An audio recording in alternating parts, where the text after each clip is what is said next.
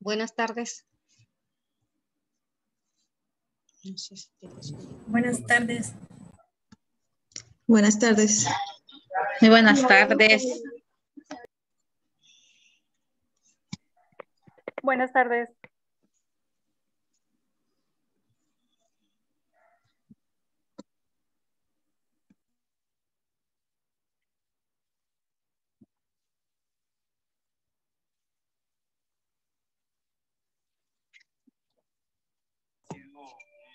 Es una película española que se llama es una película que ganó muchos premios en España, todo un éxito. Pero cuando llega a Netflix se convierte en un éxito global.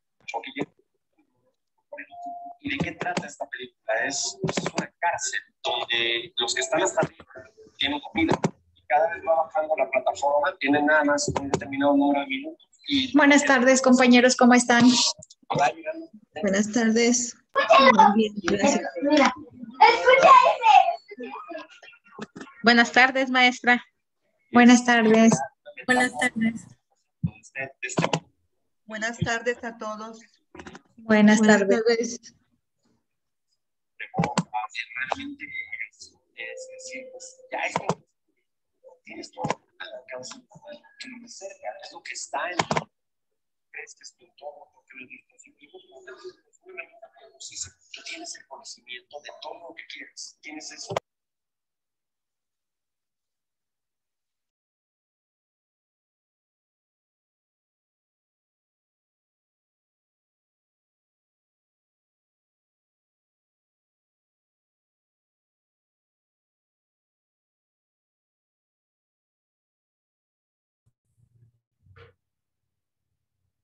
Bueno.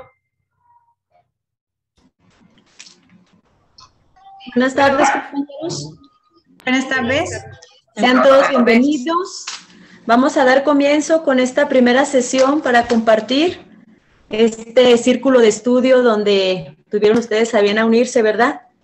Esta comunidad de aprendizaje que hemos creado gracias a las redes sociales, ¿verdad? Gracias a esta tecnología que nos ha alcanzado de todas las ciudades, ¿verdad? Ahorita no vamos a presentarnos porque el tiempo nos apremia, ¿verdad? Pero va a haber otra manera en la de tengamos oportunidad nosotros de poder conocernos, ¿sí?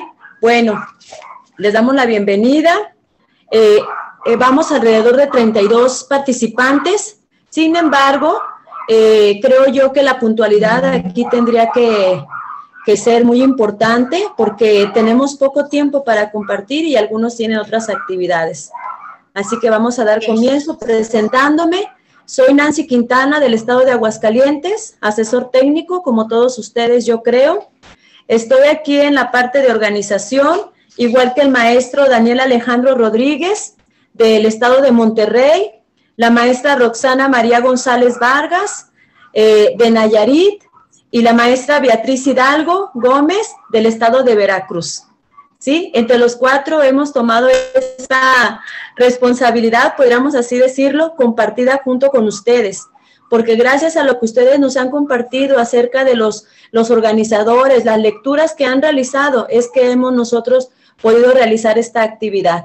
Así que les damos las gracias a cada uno de ustedes y por la confianza que han tenido en nosotros también para poder llevar y administrar estas actividades. ¿Cuál es la dinámica? Bueno, tenemos dos equipos que nos van a compartir. El primero nos va a hablar sobre perfiles profesionales y el segundo sobre la nueva escuela mexicana. Consideramos que era importante comenzar con estos porque es el que nos va a direccionar acerca de lo que vamos nosotros a estudiar para la promoción horizontal. ¿Sí? Así que vamos a comenzar con ellos. La dinámica es 35 minutos de exposición de cada uno de los equipos. Al término de las exposiciones vamos a tener nosotros 20 minutos para que ustedes puedan compartir o puedan ustedes dar a conocer alguna duda que hayan tenido sobre los temas que acaban de exponer. Entonces tenemos 20 minutos de preguntas y respuestas, ¿sí? Comentábamos dentro del grupo, compañeros, que el día de hoy vamos a hacer un balance de cuánto es el tiempo que nos estamos tardando. Conforme a lo que vayamos viendo, vamos nosotros quizás a decir, va a ser un solo documento o dos. ¿Por qué? Porque apenas estamos viendo cuál va a ser la dinámica en cuanto al desarrollo de la sesión. Así que, sin más por el momento, ¿verdad? Sean todos bienvenidos y vamos a dar comienzo. Y les voy a pedir, por favor, a los compañeros que son los responsables de los equipos, que nos manden un mensajito, nos abren el micrófono diciendo quiénes son los que van a comenzar. Primero, perfiles profesionales, ¿sí? Puede abrir su micrófono para poder nombrarlo coanfitrión y él pueda compartir su presentación. Mi compañera y yo soy Miriam, pero va a empezar Esmeralda, no sé si ya llegó. Ok, muy bien, maestra. Sí, maestra, aquí estoy. Bueno, mientras vamos nombrando la coanfitriona, ¿nos pueden decir, por favor, quiénes serán los responsables del tercer equipo que nos van a compartir el día de hoy? Sí, los responsables somos yo, Alma Gabriela, Gaby, y mi compañero Saúl Arturo. Ok, gracias, maestra, bienvenidos.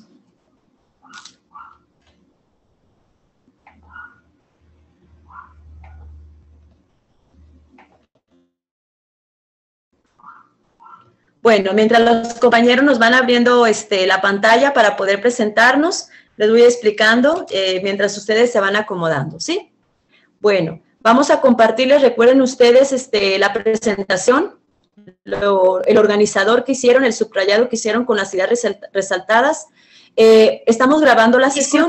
Disculpa que te interrumpa, me están preguntando que cómo suben la presentación para explicarle aquí en el chat. Está preguntando una de las maestras que va a compartir. Ok, miren, los hemos nombrado coanfitriones a las personas que van a participar. En la parte inferior, moviendo su mouse, quizás está oculto las herramientas, aparece ahí un cuadro, vamos así llamarle, color verde con una flecha que apunta hacia la parte de arriba. Ahí hay que darle, por favor, maestra, clic, ¿sí? Para que usted pueda comenzar a compartir. Quizás esa barra está oculta, entonces vamos a mover el mouse, ¿sí? Para que pueda aparecer. Está en la parte inferior, maestra.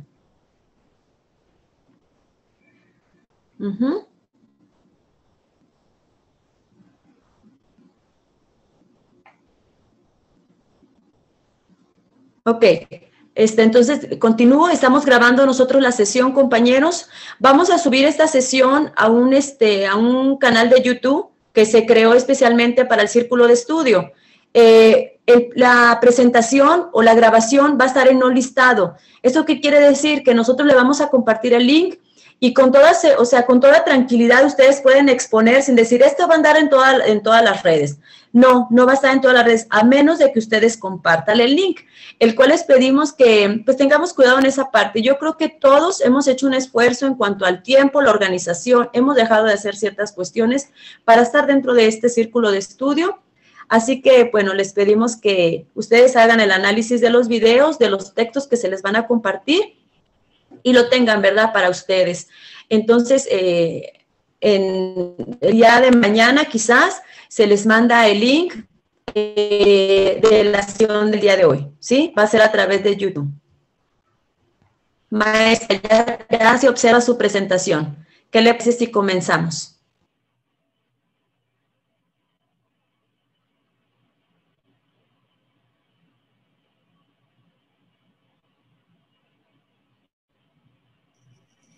Sí, maestra, gracias.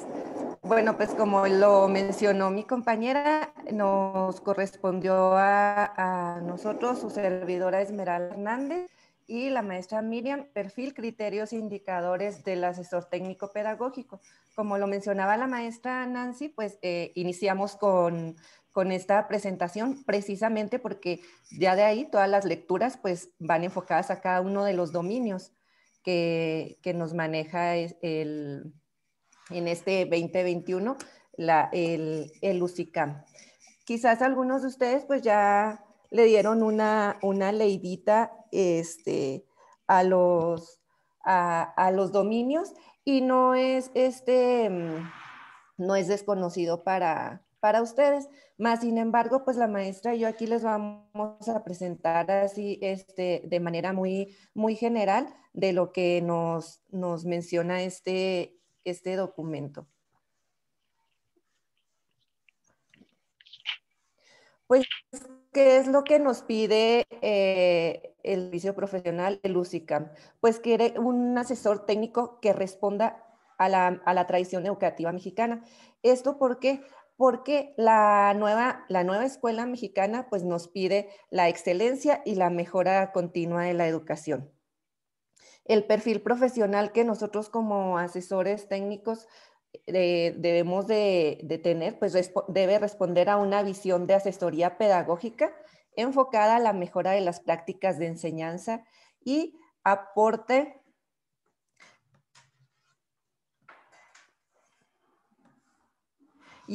a la revitalización de la cultura escolar para contribuir al máximo logro de aprendizaje, formación integral y bienestar de los alumnos. Pues aquí, si ustedes se fijan, pues ya nos menciona precisamente la mejora de las prácticas de enseñanza, que es nuestra principal función en la asesoría. Y pues la asesoría técnico-pedagógica como punto de partida, pues tiene los saberes, las experiencias y los contextos laborales de las maestras y los maestros con los que nosotros estamos trabajando, recurriendo siempre a un diálogo profesional y al análisis y a la reflexión sobre la práctica, con medios que faciliten la mejora del quehacer docente. Y esta asesoría pues va a estar enfocada, les decía ahorita, a la mejora de las prácticas de enseñanza, reconociendo que las escuelas son espacios de excelencia, inclusión y equidad. Y con eso iniciaríamos con lo que son los 4 dominios que el asesor técnico pedagógico debe de tener.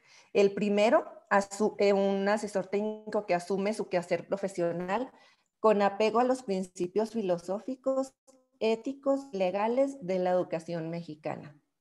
El segundo dominio, conoce las prácticas de las maestras y los maestros, así como la cultura de las escuelas en donde laboran, a fin de orientar su quehacer profesional hacia la excelencia educativa.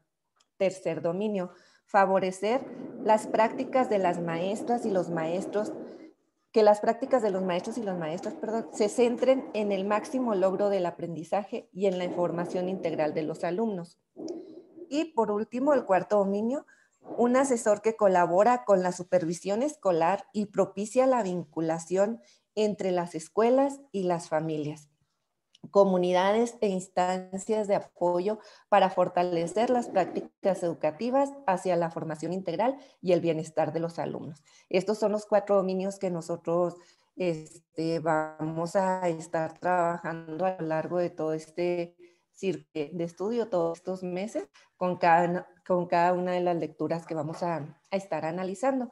En esta ocasión, la maestra Miriam y yo nos dividimos. Yo les voy a dar a conocer los 2 primeros dominios con sus indicadores y la maestra el dominio 3 y 4.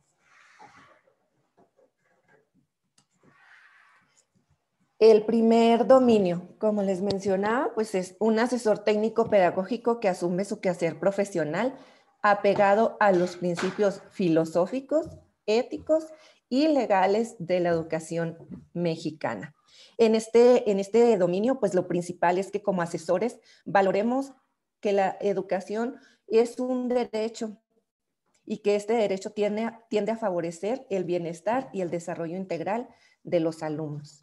También pues que tenemos que acompañar a maestros y maestros en el desarrollo de prácticas y debemos también tener un espíritu de servicio, profesionalismo e interés público.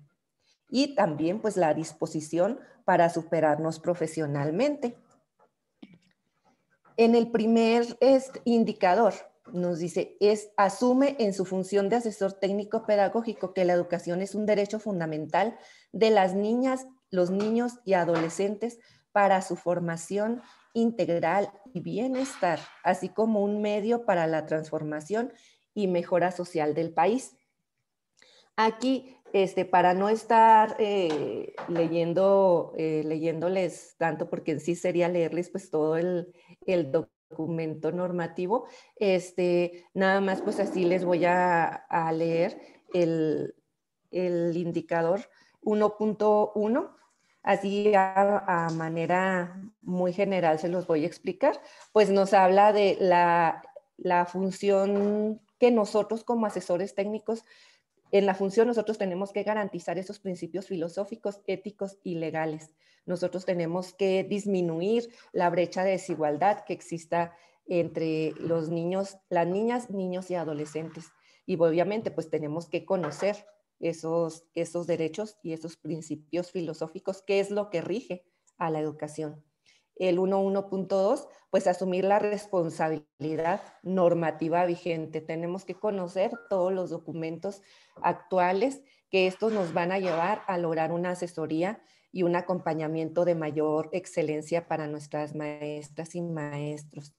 El 1.1.3, pues manifestar ese compromiso que brinda nuestra asesoría hacia las maestras y los maestros para que sus prácticas en aula y escuela pues velen por los intereses superiores de las niñas, niños y adolescentes, que es decir, respete la dignidad e integridad de los alumnos. Y el 1.1.4, asumir la responsabilidad al compromiso ético para que las prácticas educativas se centren en la formación de estudiantes críticos, respetuosos de los derechos humanos y protectores del medio ambiente. Si aquí nos podemos dar cuenta, este primer dominio y este primer indicador, pues es, ahora sí todos son importantes, pero este es fundamental en nuestra función de asesoría. El siguiente indicador emplea el criterio de interculturalidad en el ejercicio de una asesoría técnico-pedagógica pertinente, relevante y justa. Aquí tenemos que conocer los rasgos sociales, culturales y lingüísticos que caracterizan a las comunidades escolares con las que nosotros estamos trabajando. También tenemos que contribuir a la construcción de ambientes armónicos en nuestras comunidades escolares, esto con base al diálogo, al respeto, a la solidaridad y a la aceptación hacia los demás. Es decir, pues que tenemos que tener un diálogo permanente con nuestros maestros y aceptar también cuando ellos tengan alguna sugerencia hacia el trabajo que nosotros estamos realizando, porque como sabemos, pues nosotros no vamos a fiscalizar ni a etiquetar el trabajo que ellos están haciendo. Nosotros vamos a ir a asesorarlos con ese respeto y esa solidaridad que nos debe caracterizar, porque antes de nosotros ser asesores técnicos, pues también estuvimos dentro de un aula. Y el 3, impulsa mediante la asesoría técnica pedagógica prácticas educativas inclusivas y equitativas que respeten los derechos humanos de las niñas, niños y adolescentes.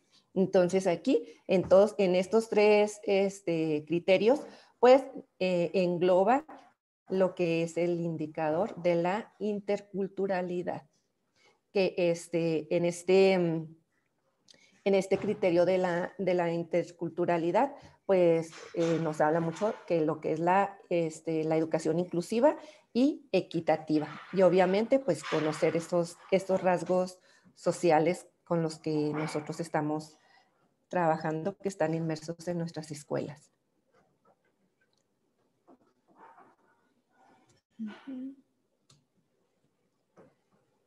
El 1.3 asume la responsabilidad para participar en procesos de formación continua y superación profesional y con ello fortalecer su función como ATP y contribuir a la mejora educativa. Nosotros como ATPs pues tenemos que estar en constante capacitación, ahora sí que superarnos profesionalmente.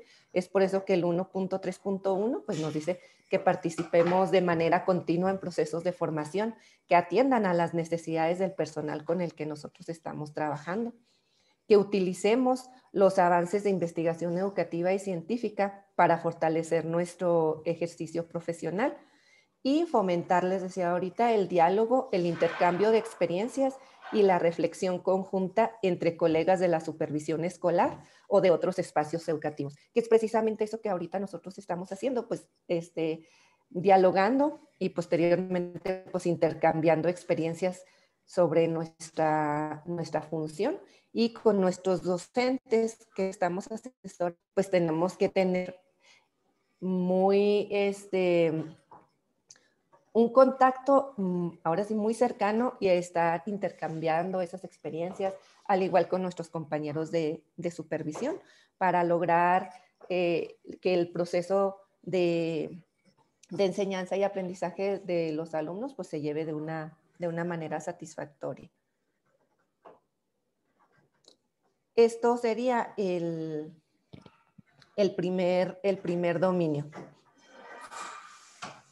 Y pasaríamos al segundo dominio. En el primer dominio, pues nada más nos manejan 3 indicadores, y en el segundo dominio, ahí vamos a dárselos a conocer.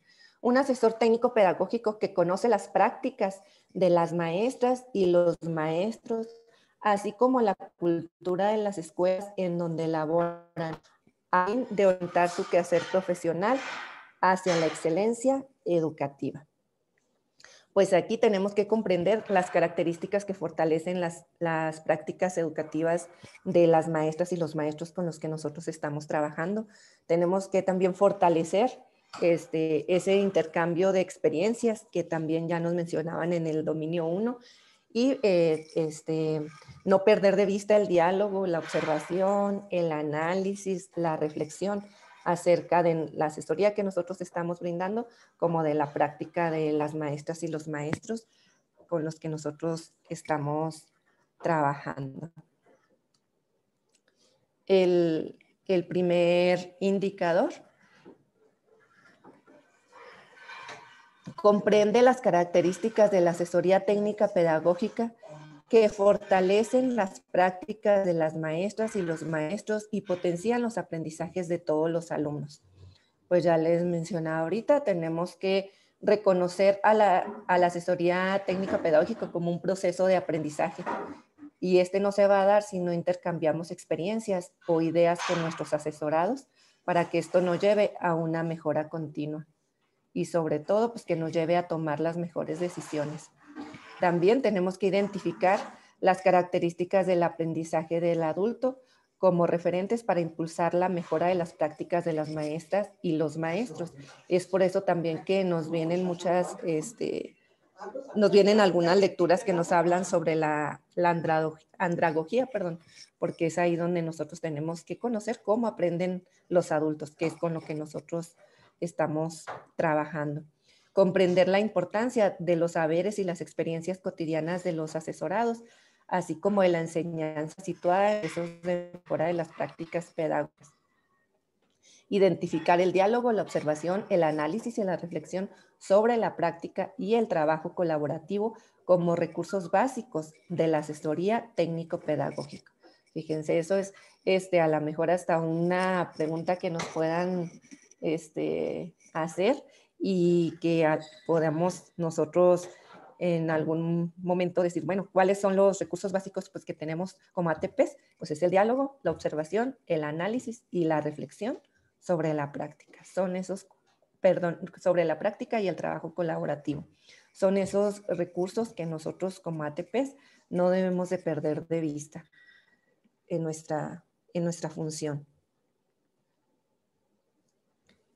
El 2.2 es el domina los aspectos centrales del currículo y cómo adaptarlo según las necesidades de los alumnos para brindar una asesoría técnica pedagógico pertinente. Pues aquí está muy claro, pues tenemos que nosotros conocer los propósitos educativos, los contenidos de aprendizaje y los enfoques pedagógicos. Es decir, pues tenemos que conocer el currículum, tenemos que conocer los libros de texto, tenemos que conocer el programa para poder nosotros realizar nuestra asesoría de una mejor manera. comprender los procesos de desarrollo y aprendizaje infantil o adolescente en correspondencia con el nivel educativo con el que nosotros estemos trabajando. Valorar la importancia que tiene la cultura, la lengua y el contexto familiar en los procesos de enseñanza y aprendizaje. Nos vuelve a mencionar la interculturalidad. Identifica estrategias de asesoría técnica pedagógica para favorecer que las maestras y los maestros desarrollen el currículo conforme a las necesidades, intereses, emociones e ideas de los alumnos y las características de la escuela y el contexto social. Tenemos que nosotros identificar las mejores estrategias para que nuestros maestros y maestros en sus planeaciones lo hagan de acuerdo al currículo vigente y sobre todo a las características con los alumnos que ellos están trabajando. El 2.3, el siguiente indicador, contribuye a la excelencia educativa en las escuelas mediante el impulso de prácticas pedagógicas y una cultura escolar basada en la inclusión, equidad y máximo logro del aprendizaje. Pues aquí en los indicadores, en los criterios, nos menciona que debemos de conocer las características y necesidades específicas de las escuelas, obviamente maestras y maestros, alumnos y contexto cultural y social para determinar las acciones más pertinentes que fortalezcan el trabajo pedagógico. Tenemos que reconocer a la escuela como una organización compleja, que cada escuela tiene una cultura propia, en donde existen creencias, emociones y valores que van a incidir de la manera del ser y actuar de cada uno de sus integrantes. Tenemos que impulsar, o debemos de ser un asesor que impulse mediante la asesoría técnico-pedagógica una visión compartida de escuela que se transforma de manera continua a partir de metas y acciones educativas desarrolladas en un ambiente de aprendizaje colectivo. También tenemos que fomentar entre las maestras y los maestros prácticas pedagógicas inclusivas y equitativas para favorecer que todos los alumnos permanezcan en la escuela y den una formación integral. Además, tenemos que reconocer acciones de asesoría técnica pedagógica que favorezcan prácticas educativas orientadas al desarrollo de habilidades cognitivas, lingüísticas, socioemocionales y motrices, el bienestar y máximo logro del aprendizaje en todos los alumnos.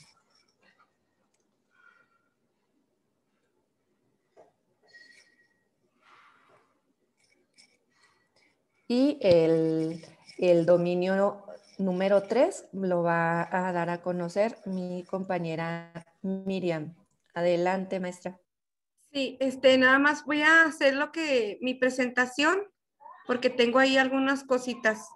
Si quieres quitar el tuyo, Esme, por favor, si eres tan amable. Mientras se va acomodando, compañera, le pedimos a la maestra Miriam, que también es organizador, nos lo pase, maestra, para poder meterlo dentro de los documentos, porque sí, tenemos un organizador diferente, entonces para que prácticamente viene la misma información, pero para tener lo que nos acaba de presentar, ¿sí, maestra? Sí, ya se ve, ¿verdad? Sí, gracias. Ok, yo empiezo con el dominio número 3. Este dominio número 3, es un asesor técnico pedagógico que favorece la mejora de las prácticas de las maestras y los maestros para que se centren en la enseñanza, en el máximo logro de aprendizaje y en la formación integral de los alumnos. Entonces aquí lo que más llama la atención es favorecer las prácticas. ¿Y para qué quiero favorecer las prácticas? Para lograr mejor los aprendizajes, pero de una manera integral.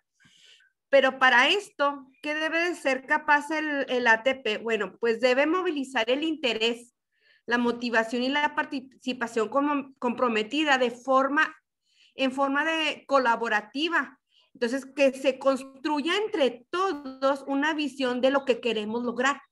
Entonces, debemos también el ATP tener la habilidad para definir en conjunto y conforme al marco del SAE un plan congruente de acuerdo con las condiciones. Por eso en el número 2 decía que tú debes de tener un conocimiento de todas las escuelas, ¿sí? Y de la cultura de las escuelas. Entonces, si tú conoces, tú vas a hacer un plan congruente con estas condiciones y necesidades, para que se pueda dar la enseñanza y el aprendizaje en la manera en que tú vas a ir asesorándolo.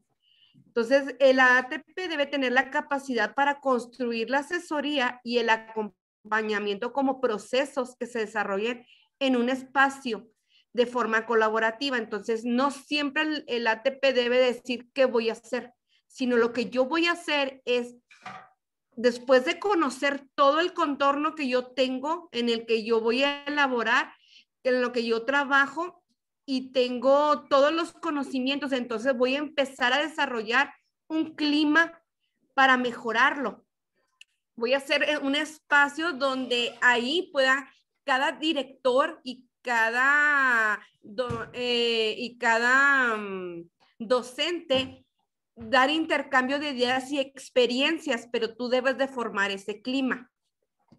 También debes de tener la habilidad y las actitudes para preparar, organizar y acordar las condiciones, así como lo hicieron nuestras compañeras, y que nosotros tuvimos la oportunidad de brindarles el apoyo y no decir esto está mal o está bien, sino empezar a que entre todos se realicen las situaciones. Entonces, esas habilidades comunicativas, el analizar y la reflexión conjunta sobre este propio trabajo y el de otros colegas, y el de comprender todas estas situaciones para mejorar las prácticas pedagógicas. Entonces debe el ATP concretar las acciones. O sea, si entre todos estamos en la mesa de diálogo, todos los docentes, y cada quien tiene ciertos aspectos que mencionar o decir, entonces el ATP debe tener la habilidad para poder concretar toda esa cantidad de acciones y empezar mediante cuestiones o de cómo encaminarlos para que lleguen a conclusiones y establecer compromisos y responsabilidades. Entonces el ATP debe tener conocimientos, habilidades y actitudes para reconocer la importancia de monitorear, de dar seguimiento y evaluar. No nomás voy a empezar o voy a formar un plan, sino que tengo que tener la habilidad sistemática de continuar con ese trabajo durante todo el ciclo escolar o varios ciclos escolares. Pueden discutir sobre beneficios y desafíos de este proceso.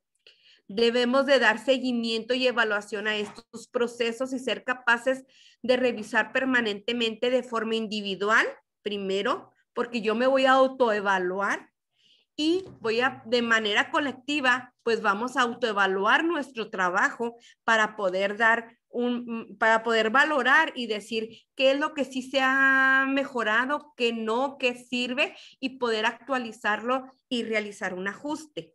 Entonces, de eso se trata. Y este dominio, el primer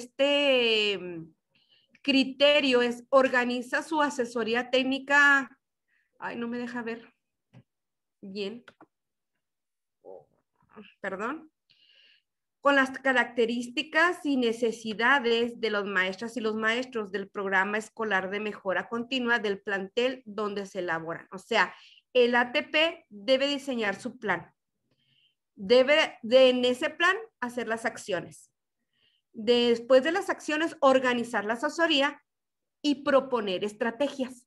Primero lo hago después de tener un gran conocimiento, pero en el número 3.2 vamos a fortalecer las prácticas. O sea, yo ya hice mi plan, yo ya tengo mi visión, pero ahora debo de compartirlo con toda la escuela o con algunas escuelas para lograr el aprendizaje de los alumnos de forma integral y de una manera de que logremos el bienestar de ellos. Y entonces voy a hacer primero construir un clima donde todos participen, y debo de tener una comunicación asertiva y empática. Entonces, inclusive ahorita en el Consejo Técnico Escolar, último, hablamos de eso, de una comunicación asertiva de los docentes hacia los padres de familia y a los alumnos, y entonces de igual manera el ATP hacia los docentes y hacia los directivos. y de manera empática, a saber cuáles son sus problemas, sus situaciones, en qué les podemos ayudar. Después vamos a construir en conjunto metas deseables y posibles, nada más. No podemos estar navegando o construir en el viento sin saber que no se pueden lograr los propósitos. Vamos a utilizar las evidencias para analizarlas y reflexionar sobre ellas y fomentar la autonomía profesional, no que todos los maestros siempre dependan de uno, sino que ellos también puedan tener su individualidad.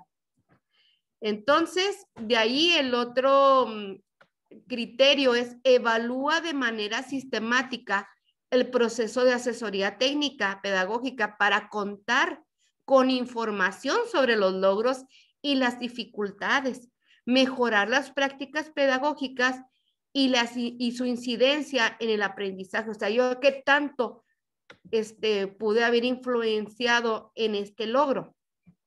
Entonces tenemos que definir los propósitos y momentos de seguimiento y evaluación. Vamos a establecer los procedimientos de recopilación de evidencias. Vamos a analizar esa información recopilada y vamos a valorar el impacto y vamos a realizar ajustes. Aunque se parece al anterior, ¿sí? Es lo que tú vas a hacer y vas a construir, y sin embargo, ya es tu trabajo en sí. Estos son entonces los criterios y estos son los indicadores. El siguiente es el dominio número 4 y el último.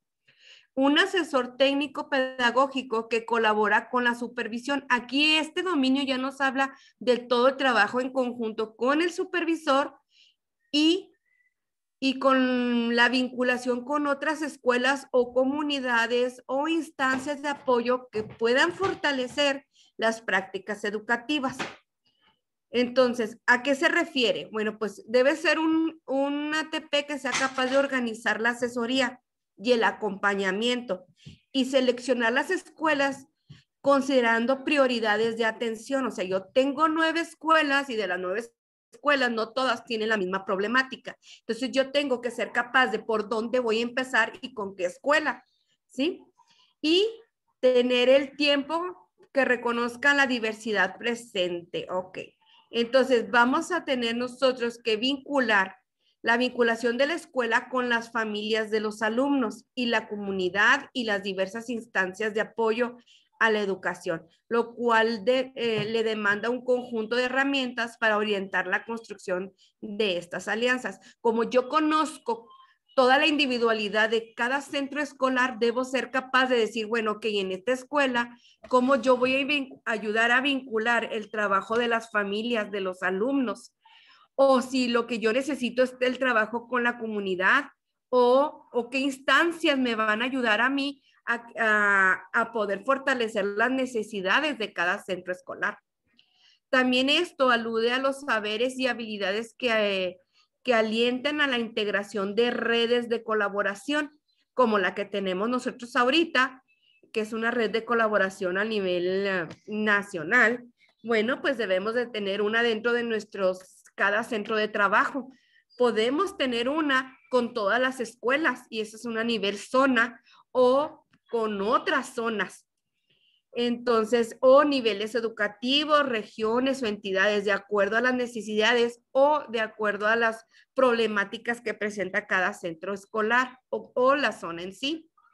Para esto, tenemos el primer criterio, que es contribuye al trabajo de la supervisión de zona escolar orientado a la mejora de las prácticas de los maestras y maestros y a las escuelas ofrezcan un servicio educativo de excelencia. Entonces, el primer indicador me dice que debo de identificar junto al supervisor y director las necesidades de los centros escolares. Y luego colaborar con ellos, con el supervisor y el director, la organización y el desarrollo de las propuestas conforme al SAE. Contribuir y compartir las experiencias, no nomás las mías, sino empezar a compartir a lo mejor las de otros compañeros que nos pueden ayudar a tener otro tipo de actividades. Colaborar en el seguimiento y evaluación. ¿Por qué colaborar? Porque en el SAE maneja que es tanto el supervisor junto con el ATP y también los directores, o por ahí hay algunos otros personajes. Y luego informar de manera periódica avances y dificultades. Estos son los indicadores del criterio 4.1. Y luego... Muy bien, maestra. Le quedan 5 minutos, ¿sí, maestra? Para que ya usted más o menos vaya midiendo su tiempo. Okay. Vamos en buen tiempo. El 4.2 es asesorar a los maestros y los maestras para lograr la participación de las familias de los alumnos y las comunidades en la tarea educativa. ¿Qué va a hacer? Definir con los colectivos las estrategias para crear entornos sanos y seguros. Colaborar con el intercambio de saberes, valores, normas, culturas y formas de convivencia, y fomentar que los docentes comprendan las características de la cultura y del lenguaje cuidado y del medio ambiente. Y por último, el 4.3 es colaborar en acciones de vinculación entre las escuelas y las diferentes instancias de apoyo que benefician las prácticas pedagógicas y, en consecuencia, fomentar la formación integral de los alumnos. ¿Qué nos dice? Bueno, pues que entonces vamos a identificar las instancias gubernamentales y de la sociedad civil que aporten a la mejora de la enseñanza. Vamos a reconocer a los agentes educativos que nos apoyen en la atención de los problemas. Y vamos a impulsar las redes de colaboración para construir espacios que apoyen la mejora de las prácticas de enseñanza y el desarrollo de la creatividad y la capacidad de innovación. ¿Sí? Entonces, con estos son los últimos 2 puntos. Si se fijan, todos tienen como una secuencia. Primero tienes que conocer todo, los pautas legales en el número 1. En el número 2 tienes que conocer cómo aprenden los maestros, cómo aprendes tú, qué debes tú de capacitarse de acuerdo a las necesidades de tus centros escolares. En el 3 menciona todo lo referente a que debes de elaborar un plan, y en el 4 todo lo que tú debes de buscar para que puedas apoyar a tus centros escolares. Hasta ahí. Pues muy bien, maestra, muchísimas gracias por esa explicación, ¿verdad?, que nos acaba de dar. Y el otro equipo se va preparando. Si ustedes se fijan, incluso, bueno, este marco de excelencia, ¿verdad?, que nos acaban de mostrar las compañeras, se alinea muy bien a los preceptos que ahorita vamos a analizar de la nueva escuela mexicana. Incluso está completamente direccionado, orientado, o las directrices que marca el artículo 3 constitucional.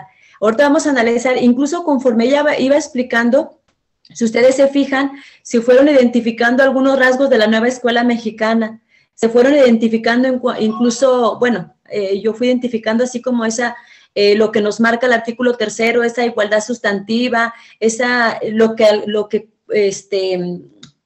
quiere alcanzar a través de estos perfiles que nos acaban de mencionar. Y pues damos paso a la nueva escuela mexicana, principios y orientaciones pedagógicas, maestros. Sí, buenas tardes. Voy a iniciar yo y después sigue mi compañero. Como comentaba la maestra, pues yo creo que aquí al ir abordando la presentación mía y la de mi compañero, nos vamos a dar cuenta que van muy de la mano, ¿verdad? Que es para reforzar lo que las maestras nos acaban de presentar. Bueno, con respecto a la nueva escuela mexicana, principios y orientaciones pedagógicas, ¿qué es la nueva escuela mexicana? Es de concepción de la educación que promueve la transformación de la sociedad, derivado en la propuesta de construir la nueva escuela mexicana a lo largo de los 0 a los 23 años, con la clara idea de que la educación debe ser entendida para toda la vida bajo el concepto de que, bueno, es aprender a aprender, como lo hemos trabajado, y a la actualización continua, que era lo que nos comentaban también las compañeras, la adaptación a los cambios y el aprendizaje permanente. Con respecto a Esta institución, ¿qué tiene al centro? Pues ya lo conocíamos, que es las niñas y los niños, los adolescentes y los jóvenes, ¿verdad? Están al centro de nuestra nueva escuela mexicana. Sus objetivos es promover el aprendizaje de excelencia, inclusivo, pluricultural, colaborativo y equitativo a lo largo de la formación, como comentábamos, de los 0 a los 23 años. Garantiza el derecho a la educación desde la educación inicial a la superior, llevando a efecto 4 condiciones necesarias que nos marca Thomas Swirsky en 2004. La primera se refiere a la asequibilidad, que implica la garantía de derecho social a una educación gratuita y obligatoria, así como del derecho cultural al respeto a la diversidad, especialmente de las minorías. La accesibilidad, obliga al Estado a la facilitar una educación obligatoria, gratuita e inclusiva a todas y todos los niños, niñas y adolescentes y jóvenes. La aceptabilidad considera establecer criterios de seguridad, calidad y calidez de la educación, así como de las cualidades profesionales del profesorado. Y la adaptabilidad se refiere a la capacidad de adecuar la educación al contexto sociocultural de las y los estudiantes en cada escuela, al igual que a la promoción de los derechos humanos a través de la educación. Como vemos, también esto va muy de la mano con la exposición anterior. Los principios en que se fundamenta la nueva escuela mexicana. El primero es el fomento a la identidad con México. ¿Qué nos habla aquí? Al amor a la patria, el aprecio por la cultura, el conocimiento de la historia y el compromiso con los valores plasmados en la Constitución política. Recobrar ese amor, lo cívico y ético que a veces ya se dejaba muy de lado. El segundo es responsabilidad ciudadana. Implica la aceptación de derechos y deberes personales y comunes. Esta idea... Estudiantes formados por la nueva escuela mexicana, respetando los valores cívicos esenciales de nuestros tiempos. Van muy de la mano. La honestidad, que permite a la sociedad desarrollarse con base en la confianza y en el sustento de la verdad. Continúo. El de participación en la transformación de la sociedad. Las y los estudiantes formados en la escuela mexicana tienen el conocimiento y la capacidad para promover la transformación social. Y el E, respeto a la dignidad humana. En la nueva escuela mexicana contribuye al desarrollo integral de individuos y asumir la educación desde el humanismo. Se considera al estudiante como un sujeto moral, autónomo, político, social, económico, con personalidad digna y derechos humanos. F, promoción de la interculturalidad, que aquí fomenta la comprensión y el aprecio por la diversidad cultural y lingüística. Si vemos, todos van muy ligados y de la mano. G, promoción de la cultura de la paz. Aquí se fomenta a los educandos en una cultura de paz que favorezca el diálogo constructivo a la solidaridad y la búsqueda de acuerdos. H, respeto por la naturaleza y cuidado del medio ambiente. Promueve una sólida conciencia ambiental que favorezca la protección, conservación del entorno, así como la prevención del cambio climático y el desarrollo sustentable. Ahora pasamos a las condiciones para contribuir a la nueva escuela mexicana. Son las siguientes líneas de acción permanente.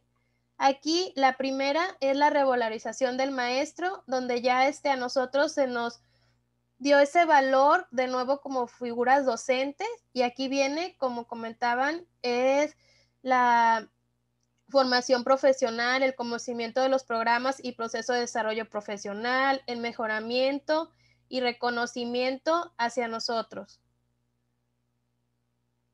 El siguiente es la revalorización del magisterio, donde reforman los esquemas de actualización y capacitación y las mejores condiciones laborales, incrementos salariales, estímulos, reconocimientos, reivindicando aquí el papel del cuerpo docente. Van muy de la mano también.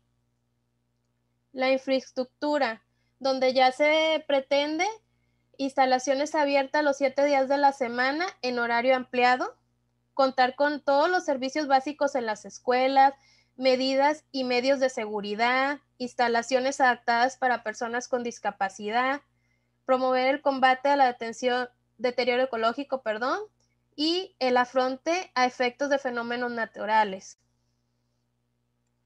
La gobernanza. Se concibe como la participación de la sociedad y sus agentes en la toma de decisiones del sistema educativo nacional. El aparato administrativo se pone al servicio de la escuela y debe ser gobernada con vocación educativa, la educación. Y el último es los objetivos del aprendizaje, estrategias didácticas y revisión de contenidos. Cada nivel y tipo educativo define los propósitos de la educación de acuerdo con la condición de madurez y capacidad de la edad. Adecuar contenidos y replantear las actividades en el aula para alcanzar la premisa de aprender a aprender para toda la vida. En el punto 2, la nueva escuela mexicana y el sistema educativo nacional, aquí nada más nos marca cómo se va desarrollando a lo largo de nuestra vida de los 0 a los 23 años o mucho más, la educación. Aquí lo pasé textual, es lo que viene. El 1, la nueva escuela en educación básica. A, inicial, los primeros 1000 días son de 0 a 3 años. B, preescolar, que es de 4 a 5 años. C, 3 primeros años de primaria, de 6 a 8 años. D, 3 años finales de primaria, de 9 a 11. Y E, secundaria, de 11 a 14 años. Así viene desglosada la educación básica. También nos menciona que está la nueva Escuela Mexicana de Educación Comunitaria para aquellas comunidades que no tienen acceso, que son de 0 a 14 años. Y el número 3 ya la educación en la nueva Escuela Mexicana en lo medio superior. Ya aquí se divide en educación A, educación media superior, de 15 a 17 años. La B, educación técnica y tecnológica, ya son de 16 a 18 años. Y continuamos con la nueva escuela en educación superior, que ya aquí es de 18 a 23 años, que es lo primordial en la nueva escuela mexicana. Pero hay más tipos, que es ya en la 5, la nueva escuela mexicana y la formación docente, en donde ya se da la formación de docentes de básica y formación de docentes de media superior. En la 6 ya la nueva escuela mexicana y la educación para adultos. Y la 7, alfabetización y recuperación escolar. De mi parte sería todo. Le dejo a mi compañero seguir con la presentación. No la quites, Voy a dejar Gaby. de compartir. No la quites, Gaby. ¿No la quitó? No, yo sube un poquito la presentación a la, creo que es la 12, la siguiente. Digo, la, ¿qué? 14. Yo tengo una pregunta para todos. Yo creo que aquí estamos a nivel nacional. Okay. Y me queda una duda. ¿Dónde, Saúl? Ahí precisamente es en el punto 2, dice, la nueva escuela mexicana en educación comunitaria, 0 a 14 años. Ahí no logré, compañeras, es para todos, no logré determinar a qué tipo de educación, si es la de tipo para adultos o es otro tipo de educación, si es, por ejemplo, en las comunidades rurales que vienen siendo la de CONAFE, ¿cómo se llama? ¿no? Lo del CONAFE. No CONAFE. sé si alguien me pudiera... ¿Es el CONAFE? Yo considero entonces, que es CONAFE. Ajá, ok. Pero CONAFE no sé si alguien tenga otra participación, ajá. Igual opino que es CONAFE. CONAFE sí, tiene... Ajá, perdón. Yo cuando trabajé en Palapitas era CONAFE. Ah, ok. ¿Y era de 0 a 14 años? Se cerró el jardín y el jardín absorbió, cuando se cierra el jardín, Saúl, lo absorbe CONAFE. Entonces, si se va cerrando ya la primaria o la telesecundaria, ajá, que sepa, lo absorbe CONAFE. Entonces, yo, pues ahí lo entiendo como CONAFE en las... en lo que el acceso a la educación no está formal. Entonces, CONAFE absorbe esas localidades. ¿Tendrá como escuelas comunitarias o de qué? ¿O de organización múltiple? ¿Cómo le llaman? Sí, y nada más son 3 veces por semana. Bueno, yo así lo conocí al programa de CONAFE cuando a mí me tocó estar en la sierra. Gracias, Gaby. Me tenía esa duda muy atinada. Ok, préstame la pantalla para poder compartir. Compañeros, pero ahora con nuestro nuevo presidente, todavía sigue existiendo CONAFE.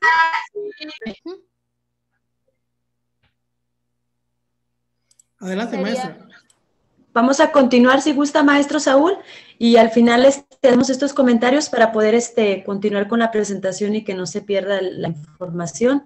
De todas maneras, ahí ténganlas, vayan anotando. Yo también tengo aquí algunas anotaciones para al final poder hacerle algunos cuestionamianos. ¿Sí, compañeros, les parece? Para dar continuidad a la exposición y no nos perdamos ahí en el intermedio. Perfecto, ok, ahí anótenla porque voy a presentar.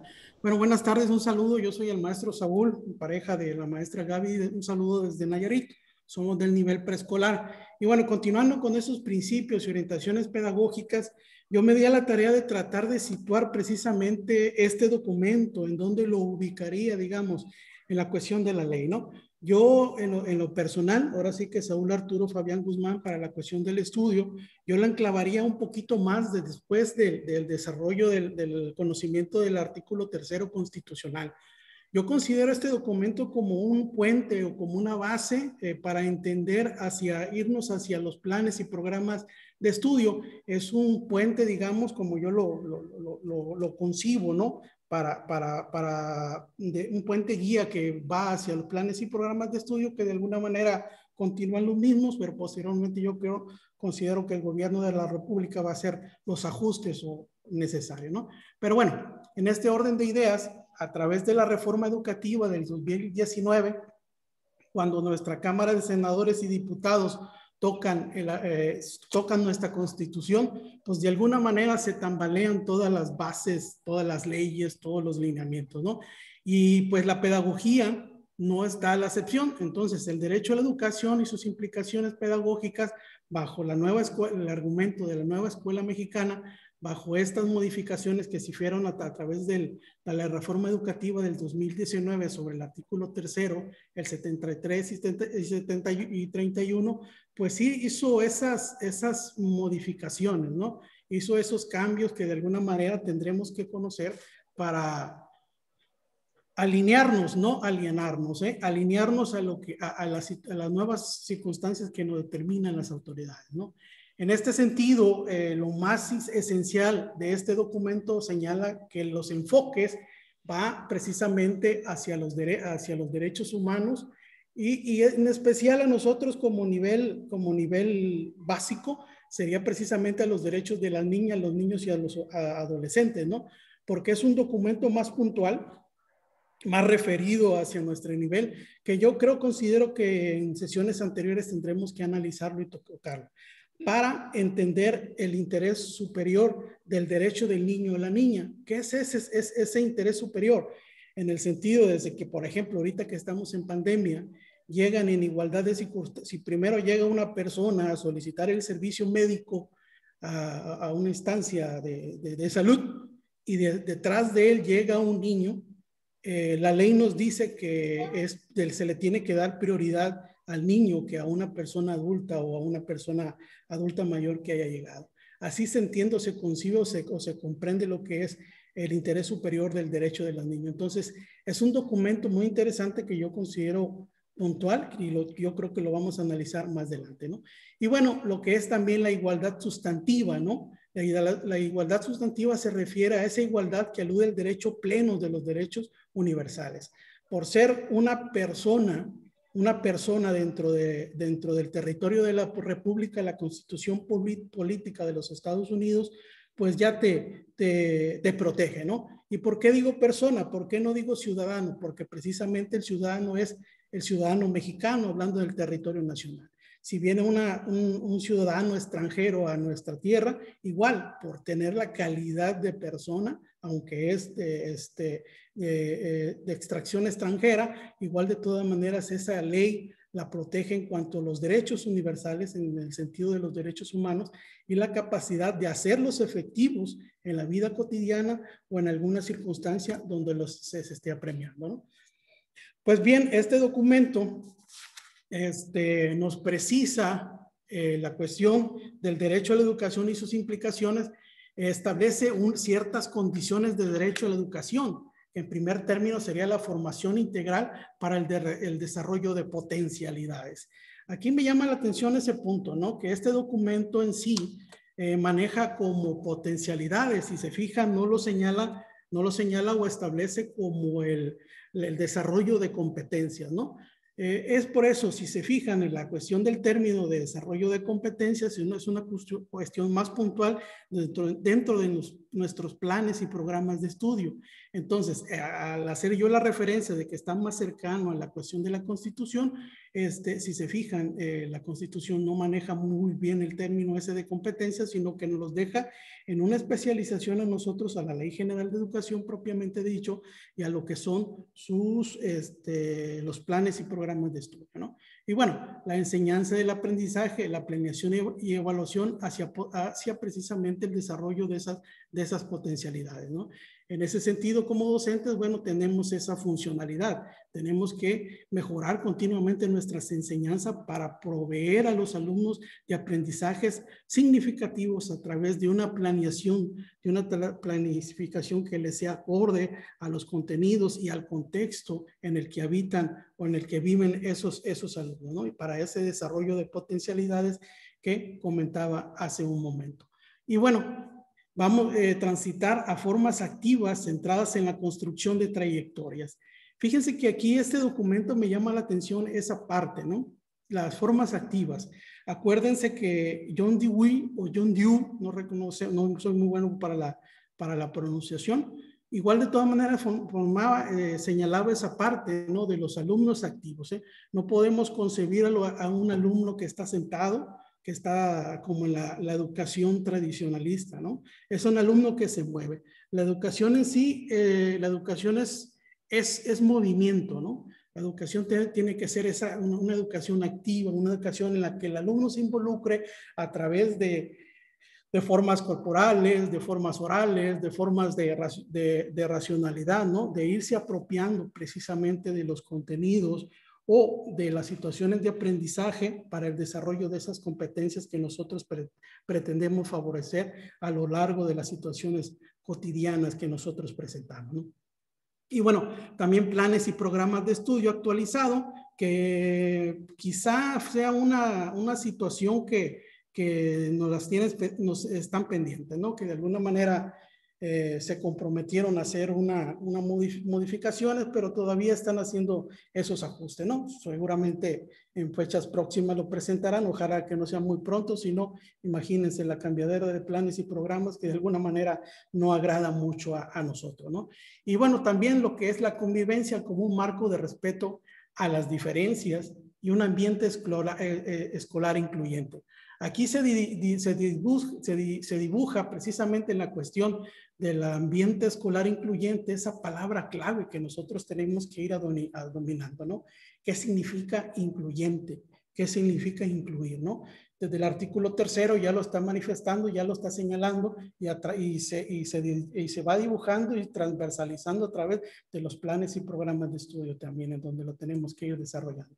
Pues bien, estas orientaciones pedagógicas se dividen en dos rubros, digamos, la cuestión de la gestión escolar y también de la cuestión de la práctica educativa en el día a día. Aquí en este organizador podemos observar, déjenme ver si puedo quitar la parte de abajo. No la puedo mover. Bueno, ok. Continuamos. Esa gestión escolar precisamente debe de ser bajo estos criterios que maneja este documento, ¿no? Democrática, participativa y colaborativa.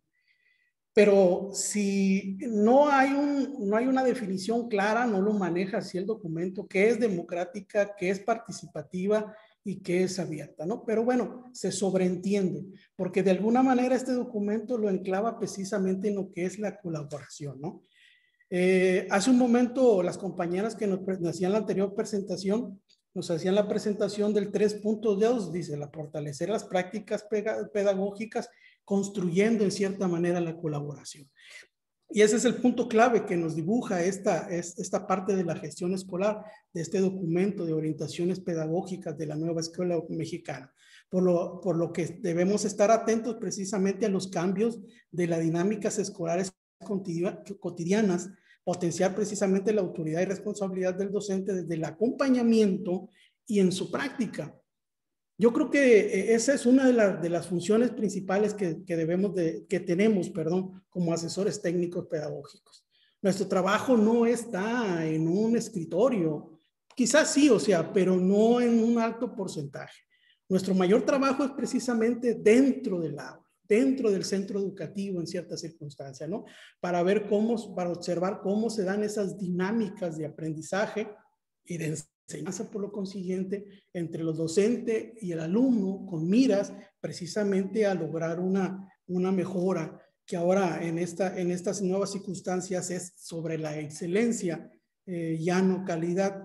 De término de excelencia y calidad está un poquito, digamos, mal entendido, pero bueno, tendrá que precisarlo la Secretaría de Educación Pública conforme vayamos abordando esas temáticas de estudio, ¿no?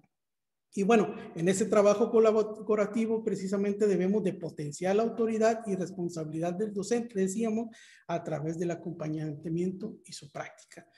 El asesor técnico pedagógico no debe de estar ni atrás ni adelante del docente, del verdadero trabajo en el aula. Debe estar a un lado, asesorándolo, acompañándolo, manifestándole, haciéndole ver, acercándole en ciertas circunstancias la cuestión de la teoría en un momento dado, ¿no?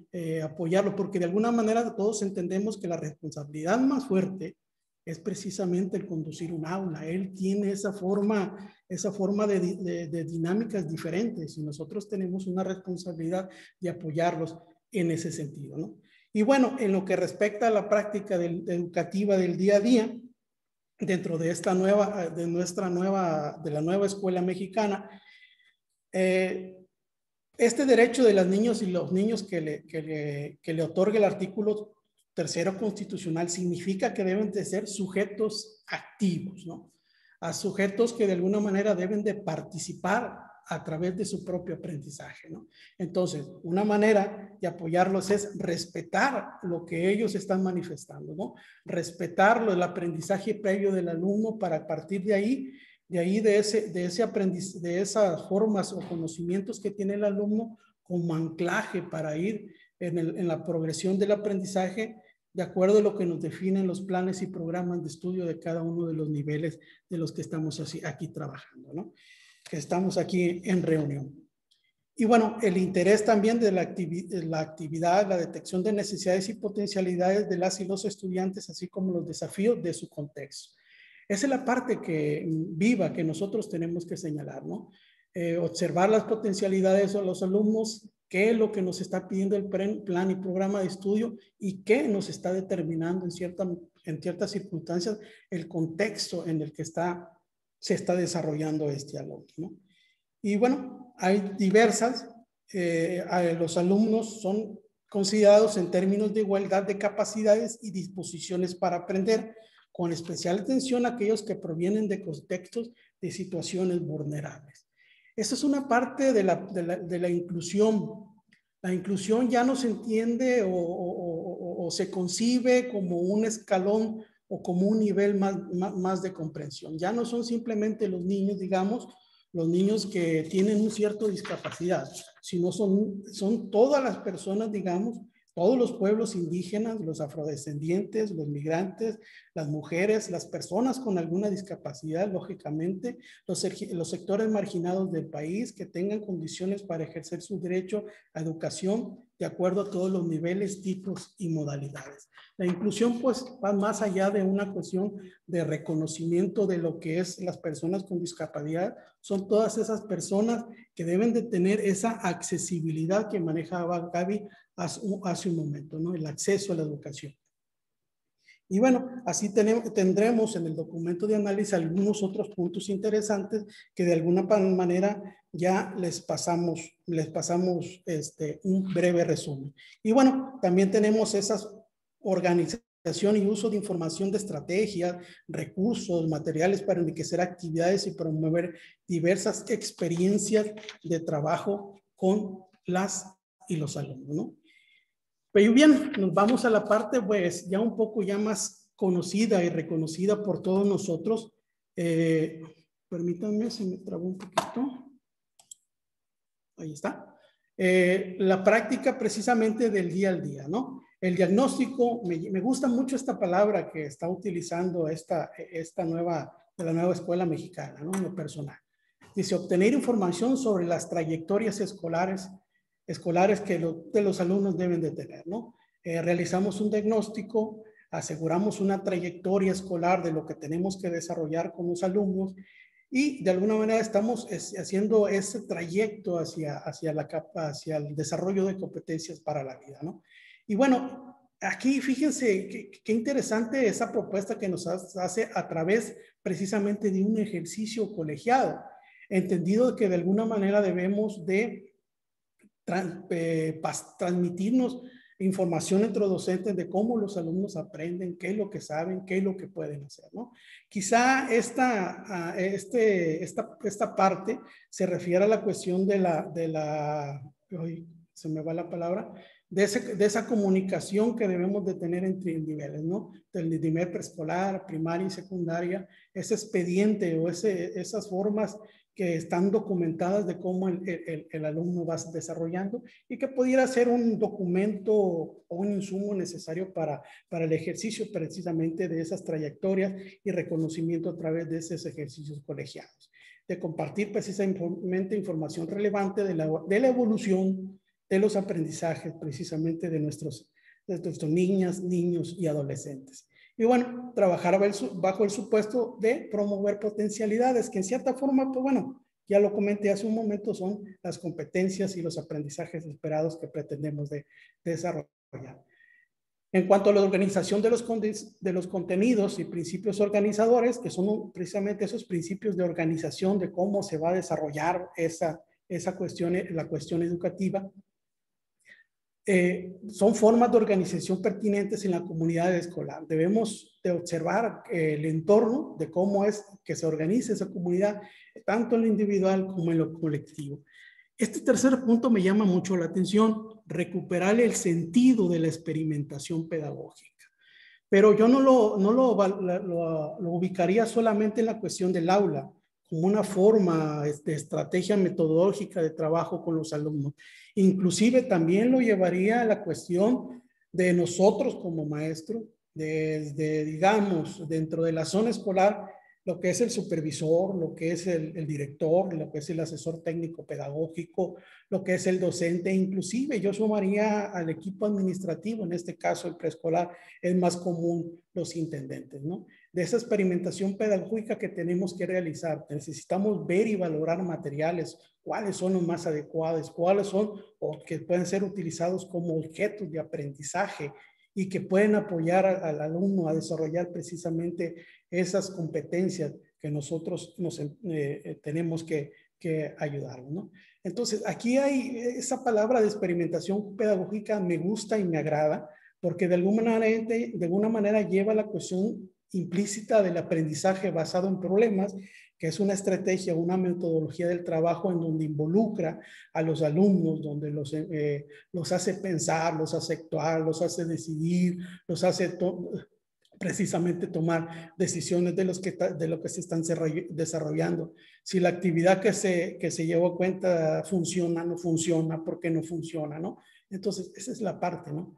De desarrollar la parte crítica de los alumnos, la parte activa, la parte donde se apropian de su propio aprendizaje, los hace alumnos críticos y los hace alumnos que de alguna manera empiezan a desarrollar sus potencialidades como aquí lo determina este documento. Y en fin, hay otros puntos relevantes, pero bueno, por cuestiones de tiempo no lo precisaremos. Pero bueno, atender los intereses, las potencialidades, las problemáticas, las opiniones y valoraciones de las y los estudiantes, revisar o diseñar precisamente materiales de trabajo. Soy asesor técnico de pensamiento matemático y sé la importancia que tiene el que el alumno, a cualquier edad que esté, pueda manipular un objeto para que de alguna manera sea el puente que transmite conocimiento para los alumnos. Hay alumnos que definitivamente son muy buenos para la cuestión, ya tienen la abstracción bien desarrollada, pero hay alumnos que de acuerdo a sus estilos de aprendizaje tienen que tocar material, tienen que moverlo, tienen que manipularlo para poder aprender, y es benéfico y bueno para cualquier edad, desde preescolar hasta primaria y secundaria, de acuerdo al nivel básico donde nos estemos desarrollando. Hay algunos otros que no se observan, impulsar el sentido lúdico en las actividades. Preescolar, y es una parte crítica que nos hacen al sistema, dicen es puro juego. Pero entender el sentido didáctico y el sentido pedagógico de lo que es el juego es de un interés primordial o esencial. A través del juego el niño va aprendiendo, pero bueno, debe de ser un juego intencionado, debe de ser una forma en la que el docente esté de acuerdo y alineado con los aprendizajes y esperados que pretenda desarrollar. Y es a través de esta forma metodológica donde el alumno, sin darse cuenta, va percibiendo esas formas de aprendizaje y esa forma de concebir el mundo y el entorno en el cual se está desarrollando. Y bueno, precisamente también nos puntualiza la selección de estrategias metodológicas.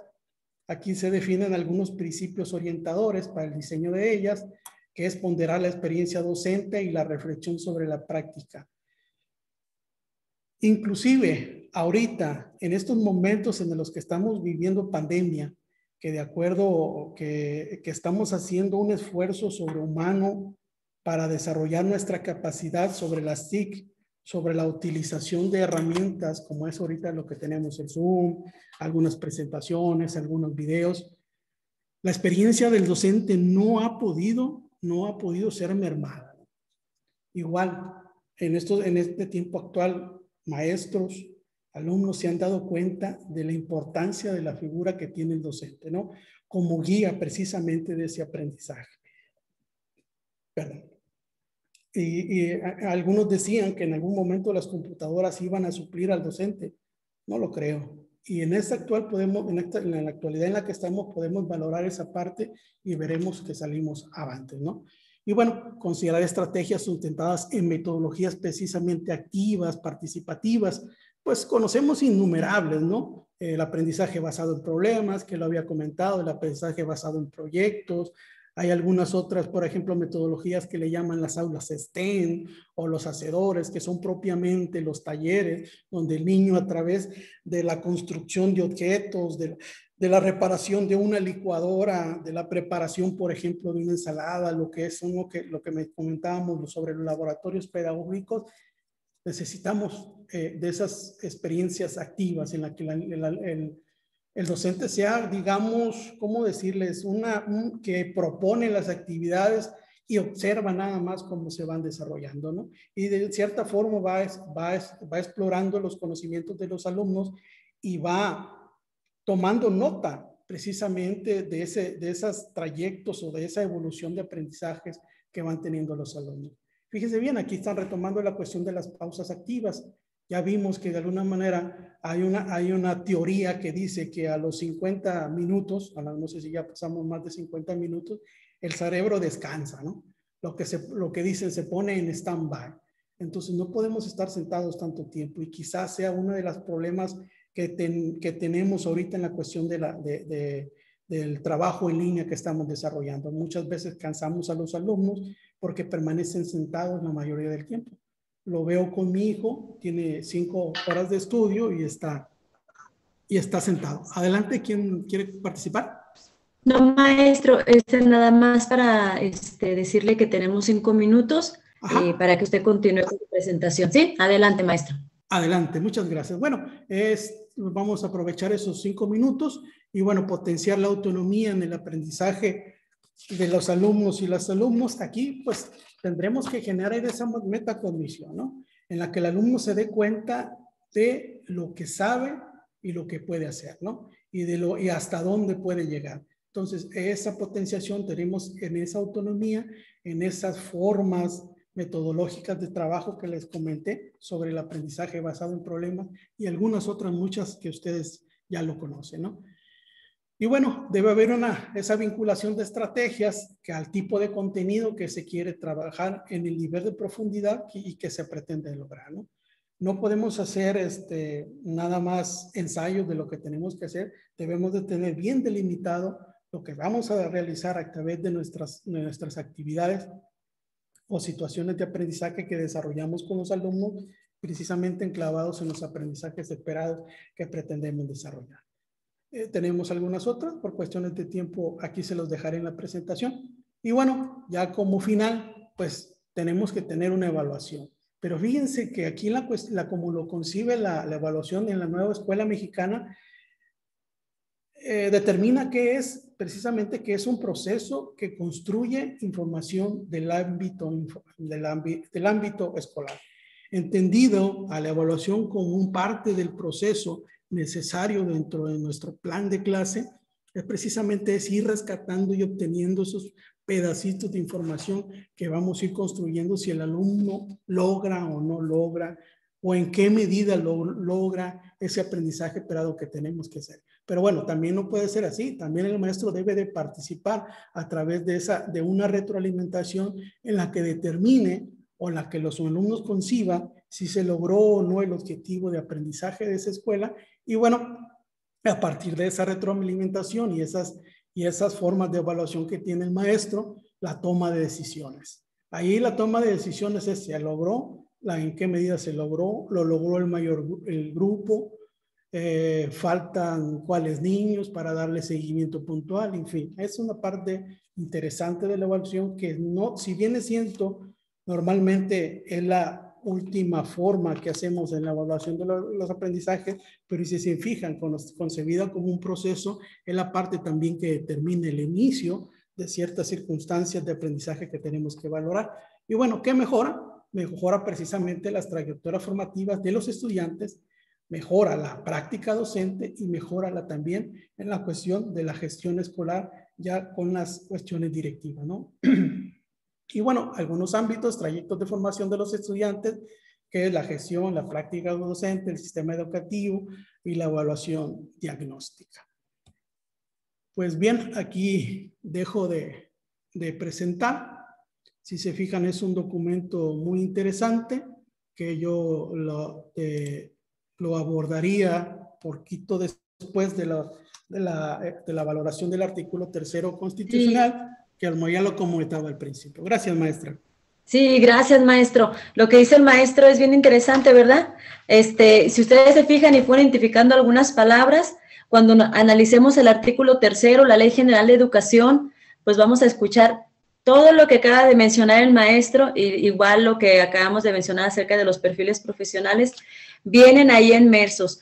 Si ustedes se fijan, es como ¿cómo se puede decir? Como un gobierno donde ha alineado, son de los gobiernos que he visto que más ha alineado toda la cuestión normativa con todo lo que ha estado bajando, ¿verdad? Pero bueno, ya más adelante se va a analizar toda esta parte. Pues vamos a unos minutos de preguntas y respuestas. Lo vamos a hacer en orden para poder, para que podamos nosotros avanzar y podamos entender qué es lo que están ustedes preguntando, ¿verdad? Y les vamos a pedir a los compañeros que nos acaban de presentar el día de hoy que si los compañeros tienen alguna o exponen alguna pregunta, pues nos hagan favor de ayudarnos a contestar. Y si algún otro compañero que aunque no haya presentado, conoce cómo darle solución a la incógnita o a lo que acaba ahorita de exponer nuestro compañero, pues adelante, también abrimos micrófonos, ¿sí? Entonces, no sé si alguien tenga alguna pregunta, a lo mejor de algún punto de vista pudiera ser, y tenemos algunos minutos para eso.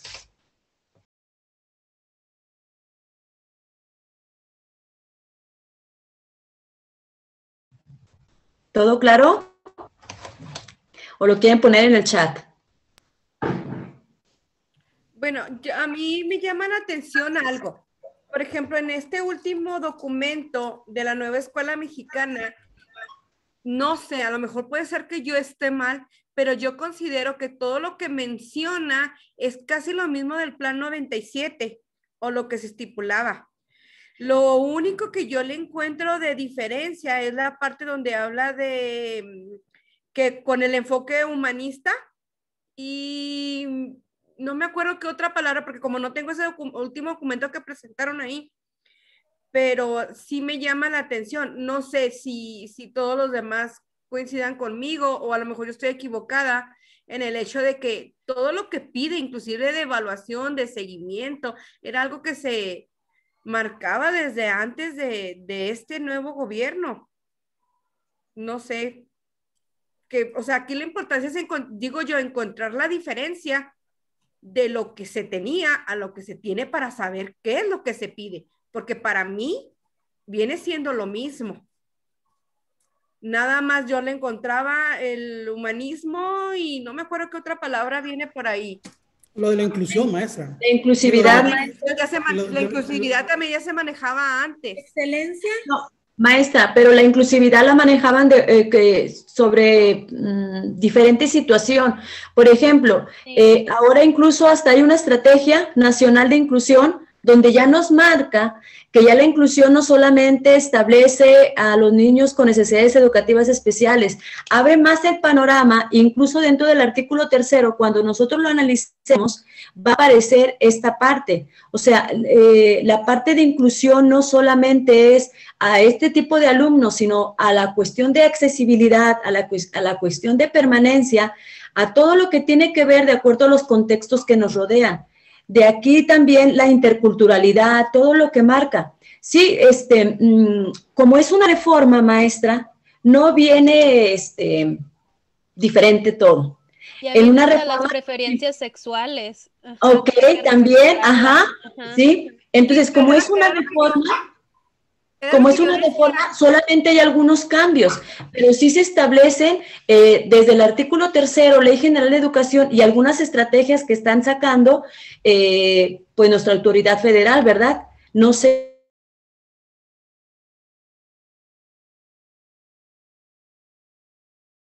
Tu micro, maestra. Ya, yo misma lo apagué, ok. Entonces, no sé si otro cuestionamiento, no sé, algo que quieran ustedes decir sobre lo que acaba de decir la maestra. Dice la maestra, o sea, ¿qué diferencia encuentran o qué diferencia identificaron entre lo anterior, el gobierno anterior y este? Recordando nosotros que esta es una reforma, o sea, es una reforma. No se derogó todo. En una reforma hay cambios, nada más, sobre una base que ya está establecida. Entonces, no sé qué le puedan responder a la compañera o si alguien quisiera abrir su micrófono. Yo podría opinar, tal vez tiene razón la maestra Miriam en algunos puntos, no creo que esté equivocada al 100%, porque en idea y en esencia sí es muy, muy parecido. No es igual, pero sí es muy parecido. Yo creo que lo que tenemos que rescatar son las pequeñas diferencias en términos. ¿Qué palabras son las que están cambiando? Porque esas palabras son las que vamos a ver en reactivos. Y ahí es donde están, como quien dice, las palabras claves que debemos identificar. En esencia, pues sí, casi todo es similar, pero lo que cambia de un gobierno a otro, pues son términos. Y creo que eso es lo que debemos de subrayar. No sé qué opinen, si estoy bien, estoy mal. Sí, maestra Pati. Perdón. No es el hecho de un gobierno a otro, sino de una reforma a otra. Sí. Porque como si conocemos más la reforma anterior, donde nos formamos como ATP, de lo que tuvimos que estudiar, los que ya tenemos, bueno, al menos yo tengo más de 10 años como ATP, pero los que después de que se vino esta reforma del 2015, que tuvimos que empezar a estudiar, aquí es donde encontrar esas diferencias es lo que nos llevaría a conocer mejor bien la situación, ¿sí? Entonces, por eso, por ejemplo, si hubiéramos visto el primer documento, que son dominios, ahí la diferencia está en que ahora son dominios y que antes eran 5 y ahora solamente son 4, ¿sí? Entonces, esa es una gran diferencia. Por eso yo hacía hincapié ahorita, bueno, en el dominio 1 te pide que conozcas todo lo legal, todos los documentos legales.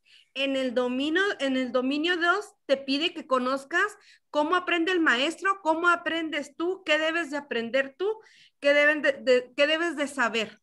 Y en el dominio 3 te maneja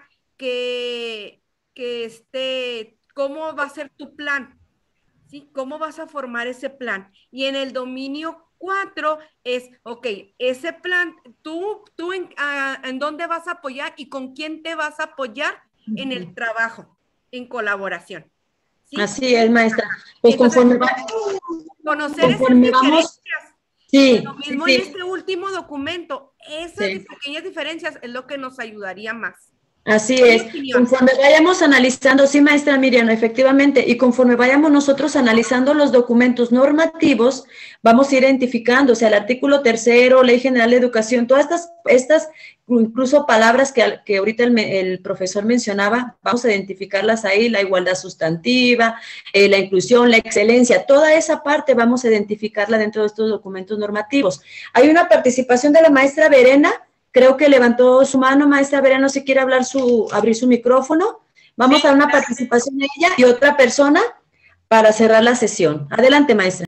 Sí, gracias. Con relación al último comentario, yo considero que si vamos analizando los puntos, como decían los compañeros, sí podemos encontrar diferencias, a lo mejor dicen no muchas, pero sí muy importantes. Una de las diferencias que yo veo es la parte de la obligatoriedad de la educación.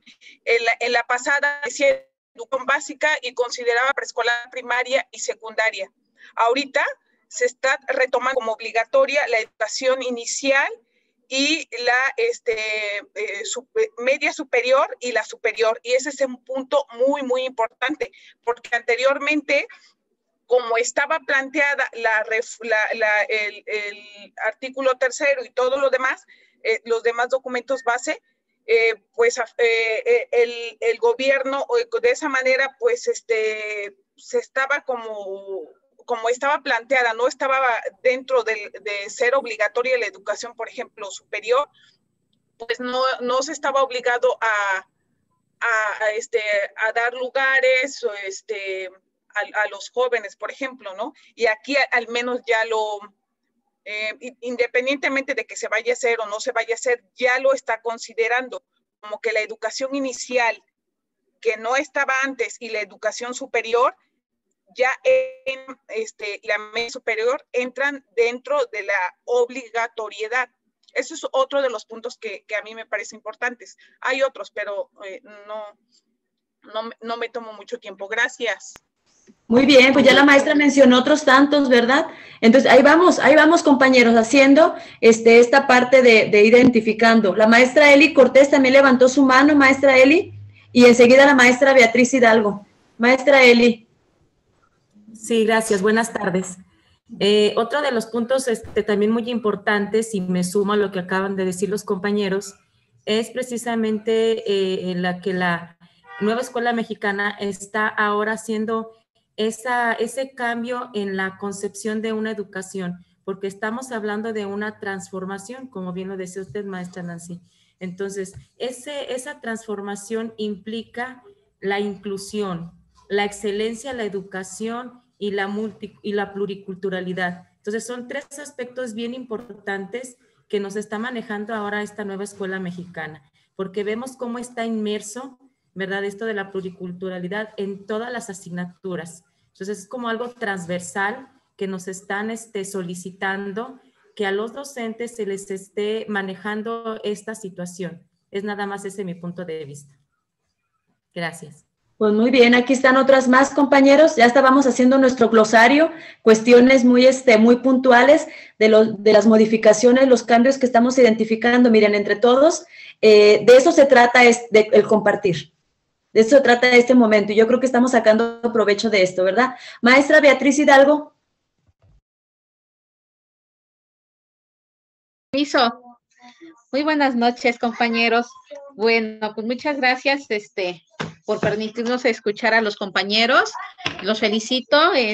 Creo que estamos logrando el objetivo de este círculo de estudios que estamos llevando a cabo, que es analizar los documentos. Bueno, en el último documento que presentó el compañero de la nueva escuela mexicana, pues yo me quedaría con, como decía la maestra, rescatar aquellos términos nuevos, porque seguramente van a venir como reactivos en el examen, que es para ello, la finalidad de este estudio, prepararnos para pues para tener más herramientas y poder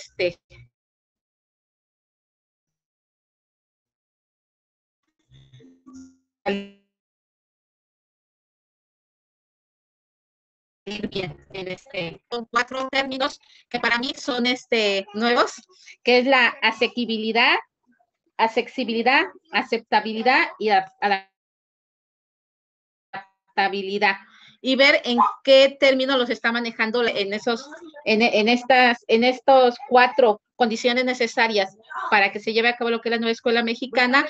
Puede haber algunos reactivos, y así también podrían ser los 8 principios que se fundamenta la nueva escuela mexicana, que es lo que nos comentó los compañeros. Con eso me quedaría yo. Muchísimas gracias.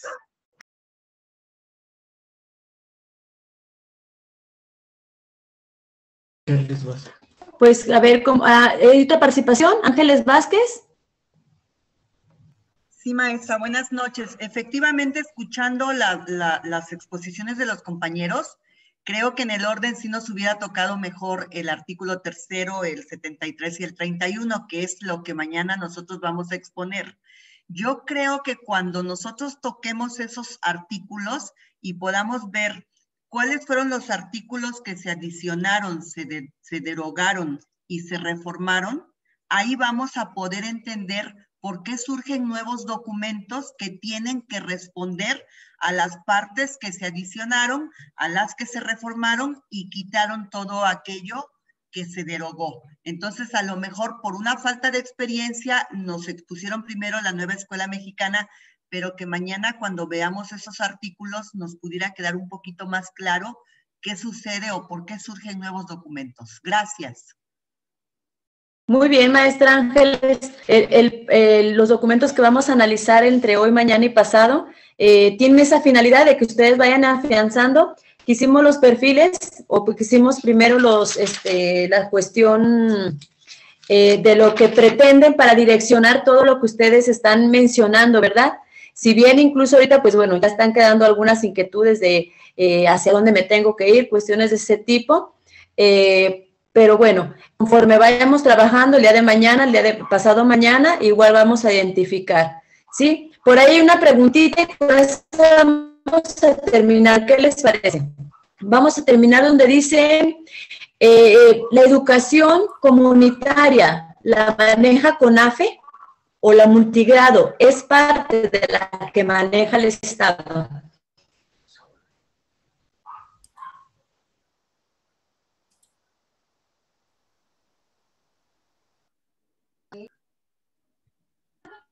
Vamos a terminar con esa pregunta. Me gustaría participar. ¿Alguien va a responderla para terminar con ella? Ajá. Sí, va a participar. Bueno, comunitaria y multigrado. Quiero hacer la diferencia en educación comunitaria y multigrado. ¿Sí? La educación multigrado se dan en escuelas en donde solamente hay 2 o 3 docentes cubriendo todos los grados. Entonces,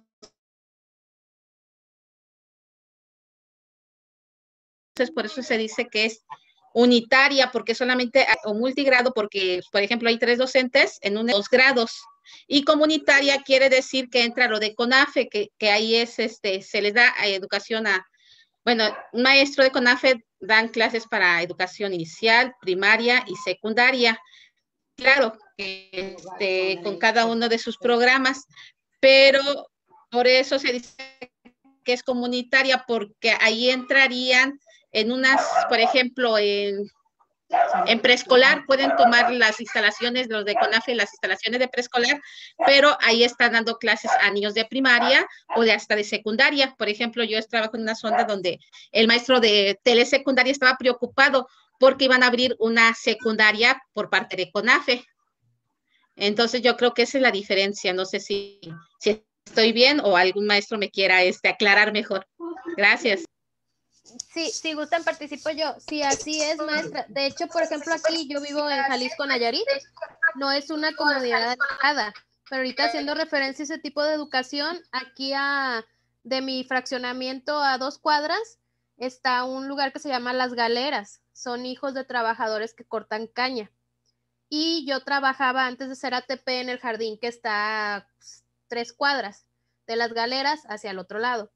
Y ese problema teníamos, que íbamos con los niños de Las Galeras y les decíamos que pues queríamos que se inscribieran al jardín formal y nos decían que no, que porque ellos tenían CONAFE y el CONAFE les daba desde educación inicial hasta secundaria clases ahí mismo en las instalaciones de Las Galeras.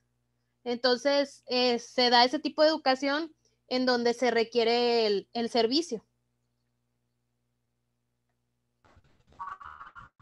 Pues muy bien, ya está ahí la aclaración, ¿verdad? Ya vimos la diferencia entre estos dos tipos de llevar a cabo la educación. Y pues compañeros, damos terminado el día de hoy la sesión, ¿sí? Nos vemos el día de mañana a las 6 de la tarde. Vamos a pasarle un nuevo link para el día de mañana. ¿Sí, maestro Saúl? Sí, nada más para generar colaboración. Por ahí, el día de mañana vamos a checar algunos artículos constitucionales. Hace tiempo me di la tarea de hacer un comparativo entre la reforma del artículo, en la reforma actual con la reforma anterior, un comparativo. Entonces lo voy a compartir en el grupo de WhatsApp para que lo observen, ¿verdad? Y yo creo que es un insumo necesario y bueno, a lo mejor puede dar cabida a las participaciones del día de mañana. Muy bien, maestro, muchísimas gracias. Y compañeras de las que expusieron, si modificaron el formato que utilizaron, no sean malitas, nos lo pasan para que tengamos la misma información que ustedes nos expusieron para lo que enviamos, porque les enviamos unos, ¿verdad? Y pareciera que algunas cuestiones no coinciden. Es la misma información, pero a veces la estructura es la que dice, me facilita más porque la estructura que nos enviaron. Entonces, les pedimos, por favor, que nos compartan las presentaciones. Y nos vemos el día de mañana y muchísimas gracias a todos por participar. Sí, muchas gracias. Adiós. Mañana. Muchas gracias. Hasta mañana. Gracias por todo. Cuídense. Muchas gracias. Hasta luego. Están muy bien. Gracias. Hasta luego. Gracias. Hasta luego. Gracias. Hasta luego. Gracias. Hasta luego. Gracias a todos, hasta mañana.